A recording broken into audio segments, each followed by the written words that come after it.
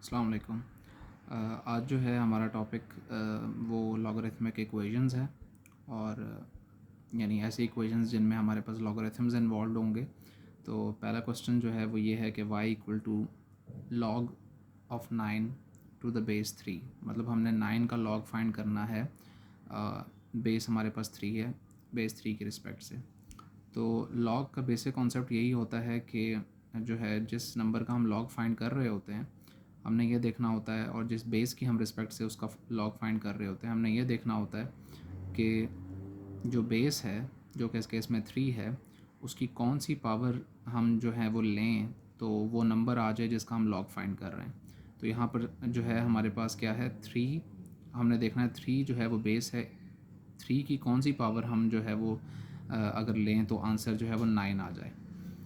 तो इसको अगर एक्सपोनेंशियल फॉर्म में हम लिखना चाहें तो हम इसको ऐसे लिखेंगे, यानी 3 की कौन सी पावर, क्योंकि इस केस में y अननोन है, हमें नहीं पता कि y क्या है। सो 3 की y पावर जो है, यानी कौन सी पावर इक्वल टू 9 होती है।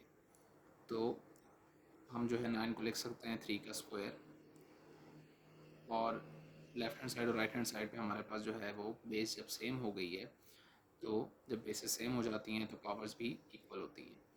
तो y जो है वो यहाँ से 2 के इक्वल बन जाएगा। मतलब जो बेस थी 3, उसका अगर हम स्क्वायर करें, उसकी 2 पावर लें तो आंसर 9 के इक्वल आता है, जो कि हमें फाइंड करना था। तो y की वैल्यू 2 आ जाएगी। नेक्स्ट क्वेश्चन जो है वो ये है कि y equal to log 4, log of zero with respect to base जो है वो क्या है, 4 है। तो इसमें हमें जो है वो ये वही कॉन्सेप्ट है कि 4 की कौन सी पावर हम लें तो आंसर जो है वो ज़ीरो आ जाए। तो ये कौन सी पावर, यानी वेरिएबल हमने अननोन जो है वो y लेट किया हुआ है, तो 4 की पावर y जो है वो इक्वल टू ज़ीरो आना चाहिए। तो अब हमें ये सोचना है कि 4 की हम कौन सी पावर लें तो आंसर ज़ीरो आए। तो 4 की अगर हम जो है वो 1 पावर लें तो आंसर 4 आता है। इसी तरह अगर हम पावर्स पॉजिटिव में बढ़ाते जाएं, मतलब 4 का स्क्वायर ले लें तो आंसर 16 आ जाता है। मतलब ये जितनी आप पावर बढ़ाते जाएंगे उतने ही आंसर्स भी बढ़ते रहेंगे। इसी तरह अगर आप नेगेटिव में पावर्स लेना शुरू कर दें, 4 की पावर नेगेटिव 1 ले लें, तो सारी बात है कि इसका जब हम रेसिप्रोकल करेंगे तो पावर जो है वो नेगेटिव से पॉजिटिव हो जाती है। तो 4 की पावर -1 को हम लिख सकते हैं 1/4 की पावर 1, यानी 1/4, जिसका आंसर आता है 0.25। इसी तरह हम पावर फर्दर डिक्रीज़ कर दें, -1 से -2 पे चले जाएँ, तो उसका जब रेसिप्रोकल करेंगे तो 1/4 का स्क्वायर हो जाएगा और वो 1/16 हो जाएगा और आंसर 0.0625 आ जाएगा। मतलब जैसे जैसे नेगेटिव पावर जो है, यानी पावर डिक्रीज़ कर रही है, क्योंकि पावर -1 से -2 हो गई, तो पावर जैसे जैसे डिक्रीज़ कर रही है तो आंसर भी छोटे होते जा रहे हैं, 0.0625। और जब हम -3 लेंगे तो और छोटा आएगा, और -4 लेंगे तो और छोटा आंसर आएगा। लेकिन ये कभी भी ज़ीरो के इक्वल नहीं आएगा। मतलब हमारा क्वेश्चन तो ये था कि 4 की कौन सी पावर लें तो आंसर ज़ीरो आ जाए। तो ऐसी कोई पावर नहीं है जिसको यानी जो हम 4 की लें तो आंसर ज़ीरो आ जाए। इसकी एक्सप्लेनेशन या इससे मिलती जुलती एक एग्जांपल ये हो सकती है कि 4 की पावर y जो है वो एक एक्सपोनेंशियल है, ठीक है। मतलब एक पॉजिटिव नंबर है, उसकी आप जो है वो एक पावर्स ले रहे हैं, और ये एक कर्व है बेसिकली। तो इसी तरह मिलती जुलती एक एग्जांपल जो है वो इसकी e raise to power x हो सकती है। इसके e raise to power x, ये हमारे पास एक जो है वो पॉजिटिव नंबर होता है, इरेशनल नंबर है, 2.7818 अप टू सो ऑन।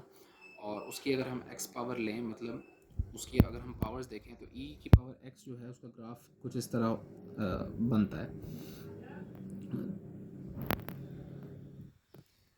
तो अगर हम इस पर गौर करें तो x की पावर अगर हम नेगेटिव भी ले रहे हैं तो वो y जो है वो हमारे पास x एक्सिस के करीब होता जा रहा है, लेकिन x एक्सिस को ये कभी भी टच नहीं करेगा। मतलब -2, -3, इसी तरह -4, इसी तरह आप जो है पावर्स कम करते जाएं, छोटी करते जाएं, -5, -6 करते जाएं, लेकिन ये जो लाइन है ये अप्रोच करेगी नेगेटिव एक्स एक्सिस को, लेकिन कभी भी उसको जो है वो किसी पॉइंट पे टच नहीं करेगी। मतलब कभी भी y जो है वो ज़ीरो नहीं होगा, क्योंकि एक्स एक्सिस पे y ज़ीरो होता है। तो इसी तरह जैसे ये एक पॉजिटिव नंबर है और इसकी जब हम पावर लेते हैं, इसकी पावर में यानी एक वेरिएबल आ रहा है, ई की पावर में एक्स आ रहा है, तो ये कभी भी ज़ीरो का अप्रोच यानी ज़ीरो को के इक्वल नहीं हो रहा, एक्स एक्सिस को टच नहीं कर रहा। इसी तरह 4 की पावर वाई भी जो है, 4 एक पॉजिटिव नंबर है और उसकी हम जो है वो पावर ले रहे हैं, और जो है इसलिए ये भी कभी भी ज़ीरो के इक्वल नहीं होगा, ज़ीरो के करीब होगा, ज़ीरो को अप्रोच करेगा लेकिन ज़ीरो के इक्वल नहीं होगा। तो इस इक्वेशन का हमारे पास कोई सॉल्यूशन एग्जिस्ट नहीं करता। उसके बाद जो है इफ़ फर्दर मैंने दो इक्वेशंस जो हैं वो लिखी हैं, साइमल्टेनियस इक्वेशंस हैं, x minus 2y equal to 4 और log of x to the base 4 plus log of y to the base 4 equal to 2, और हमें यहाँ पर x और y नहीं पता, अननोन है दोनों, और वो हमें फाइंड करना है। तो जो है सेकंड इक्वेशन को जो है हम उसमें क्या लिखा हुआ है, दो लॉग्स लिखे हुए हैं और वो ऐड हो रहे हैं आपस में। तो अगर हम लॉगरिथम्स का लॉ जो है वो यूज़ करें तो एडिशन जो है वो बेसिकली प्रोडक्ट में कन्वर्ट हो सकती है। तो जो है बेस यहाँ पर हमारे पास सेम है, 4 बेस है दोनों लॉग्स की, तो हमारे पास ये हो जाएगा log of X Y to the base 4। तो ये हमारे पास जो है वो log of X Y to the base 4 equal to 2 हो जाएगा, और इसको हम जो है वो लिख सकते हैं कि जब हम log of X Y to the base 4 equal to 2 हो जाएगा, और फिर मैंने जैसे बताया कि log का बेसिक कॉन्सेप्ट ये है कि 4 यानी जिस नंबर का हम log फाइंड कर रहे हैं वो बेस की कौन सी पावर लेने से बनता है, तो 4 की कौन सी पावर जो है वो एक्स वाई के इक्वल होती है। तो यहाँ पर राइट साइड पे 2 लिखा हुआ है, मतलब 4 का स्क्वायर लेने से एक्स वाई बनेगा, और 4 का स्क्वायर होता है हमारे पास 16, तो एक्स वाई इक्वल हो जाएगा 16 के।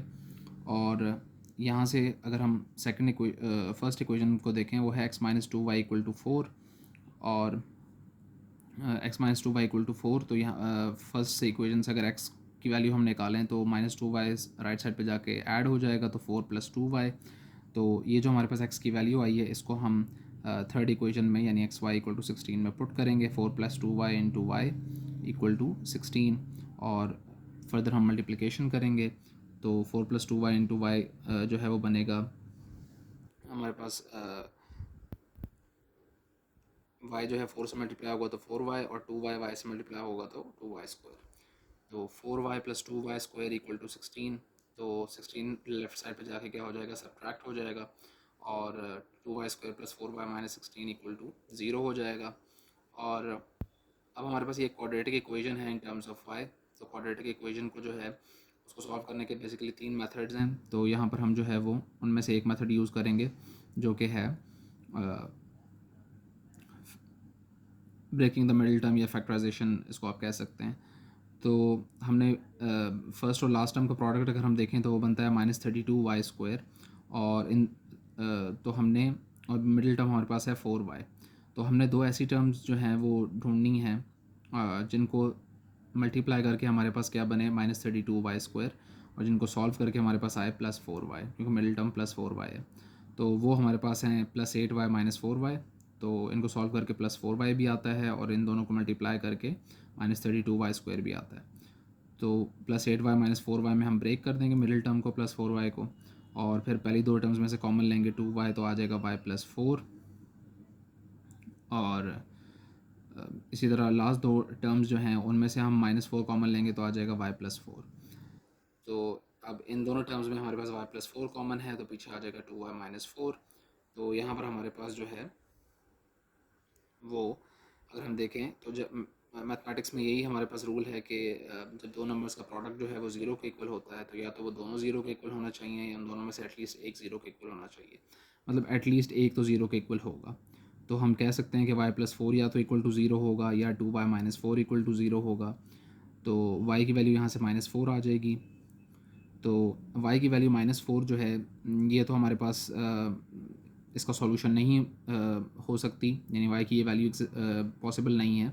उसकी वजह ये है कि x और y की जो हमारे पास वैल्यूज़ हैं उनके लिए ज़रूरी है कि वो ये जो फर्स्ट और सेकंड इक्वेशन यहाँ पे मेंशन्ड है इन दोनों को सेटिस्फाई करें, मतलब x minus 2y equal to 4 को सेटिस्फाई करें और log 4 x plus log 4y equal to 2 जो है इसको सेटिस्फाई करें। तो y की वैल्यू हमारे पास -4, तो हम सेकंड इक्वेशन में अगर y की जगह -4 पुट करेंगे तो हमारे पास जो है वो क्या आ जाएगा, एक नेगेटिव नंबर का लॉग आ जाएगा। तो नेगेटिव नंबर का लॉग जो है वो पॉसिबल नहीं है, हम नहीं ले सकते। मतलब लॉग का बेसिक कॉन्सेप्ट यही होता है कि बेस की कौन सी पावर जो है वो उस नंबर के इक्वल बनती है। तो 4 यहाँ पे लॉग ऑफ -4, क्योंकि y की वैल्यू -4 है तो log of -4 to the base 4 आ जाएगा। तो 4 की कोई भी पावर हम ले लें, आंसर -4 के इक्वल कभी भी नहीं आता। मतलब आप इवन नेगेटिव पावर्स भी ले लें, जैसे मैंने थोड़ी देर पहले बताया दूसरे क्वेश्चन में कि